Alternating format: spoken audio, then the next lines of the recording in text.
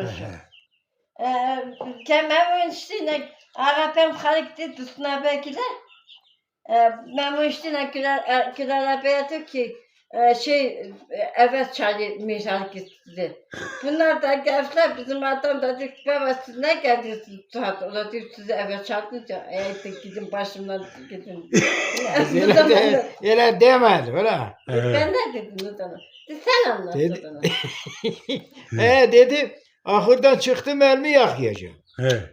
Ezana da 3-4 dakika var. Evet. Güner de oruç tutmuyor ben de tutmuyorum. Allah Allah. Aya bir de baktım Güloy'la Memo abi geldi Allah'a dedim hayırdır Güner dedim bu ezan okunacak bunlar ne geziyor? Yaklaştı selam aleyküm selam. Hayırdır baba ne geziyor? Ne söylüyorsun ha? Nasıl ne söylüyorsun? Siz oruç değilsiniz mi? Orucunuzu açmıyorsunuz.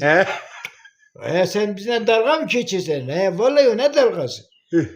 Nasıl Üzdal dedi ki dayın sizi iftara çağırıyor. Biz oruç geldik. Hay Allah. Hay kardeş ne iftarı? Gel biz özümüze su koymuşum makarna pişirecek baba ne iftarı? Geldik o günü. Rahmetli İrzal da Dursun Abaygil'e gidiyor. O eve çağırır. Oraya giderken onlara da diyor ki Meral sıçın. Çağırır. Geldik yedik makarnayı söyledik güldük karnımız yırtıldı kardeşim. Neler geçti neler ay baba ya. Ey sorma ya.